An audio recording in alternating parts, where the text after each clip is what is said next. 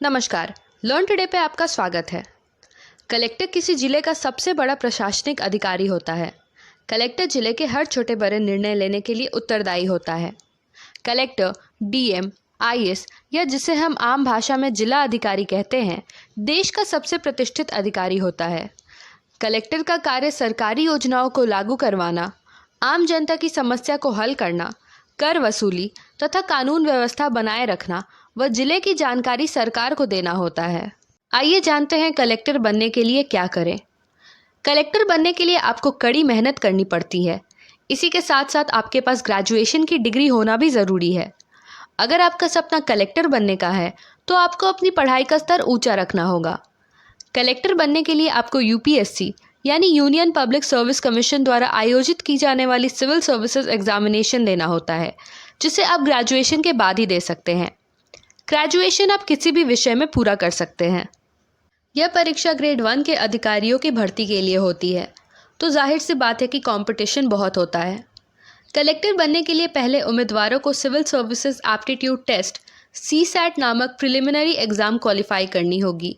यह प्रारंभिक परीक्षा सभी सिविल सेवाओं आईएएस, आईपीएस, आईएफएस और आईआरएस के लिए सामान्य है। इस परीक्षा में क्वालिफाई होने वाले उम्मीदवार मेंस एग्ज़ाम और इंटरव्यू में भाग ले सकते हैं। आपकी जानकारी के लिए बता दें कि UPSC all India service exam की परीक्षा होती है, जो हर साल जून और दिसंबर महीने में आयोजित की जाती है।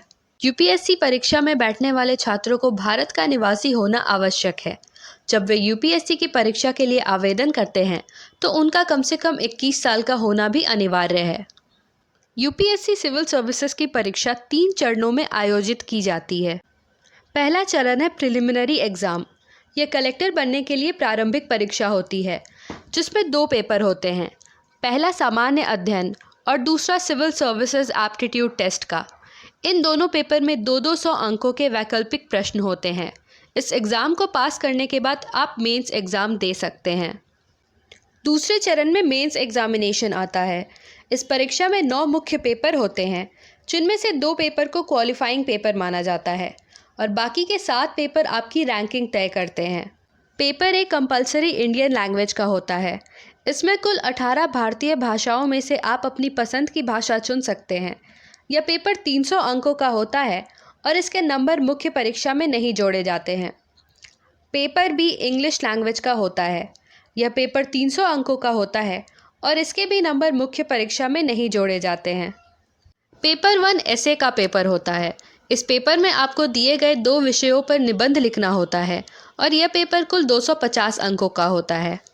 पेपर 2 यानी जनरल स्टडीज़ 1 कुल 250 अंकों का पेपर होता है, जिसमें हिस्ट्री, ज्योग्राफी और सोसाइटी से संबंधित प्रश्न पूछे जाते हैं। पेपर 3 यानी जनरल स्टडीज़ 2 में पॉलिटी और गवर्नेंस से संबंधित प्रश्न पूछे जाते हैं और यह पेपर भी कुल 250 अंकों का होता है। पेपर 4 यानी general studies 3 science and technology, economy, environment and disaster management से संबंधित 250 अंकों का पेपर होता है। पेपर 5 यानी जनरल स्टडीज़ 4 भी 250 अंकों का होता है, जिसमें एथिक्स, इंटेग्रिटी और एप्टीट्यूड से संबंधित प्रश्न पूछे जाते हैं। पेपर 6 और 7 वैकल्पिक यानी ऑप्शनल सब्जेक्ट के पेपर होते हैं, जो कुल मिलाकर 500 अंकों के होते हैं। इन सारी परीक्षाओं को पूरा करने के बाद तीसरे चरण में आपको इंटरव्यू के लिए बुलाया जाता है। इंटरव्यू कुल 275 अंकों का होता है। हमारे देश के लगभग हर बड़े ज़िले में ऐसी कक्षाएं संचालित की जाती हैं जहां आप सरकारी नौकरी जैसे बैंक, रेलवे, एसएससी, यूपीएससी आदि की तैयारी कर सकते हैं। देश की राजधानी दिल्ली में ऐसी कई कोचिंग हैं जो पिछले कई सालों से इन परीक्षाओं की तैयारी करवाती हैं। कलेक्टर बनना इतना आसान नहीं है और आपको पढ़ाई के लिए समय निकालना पड़ता है।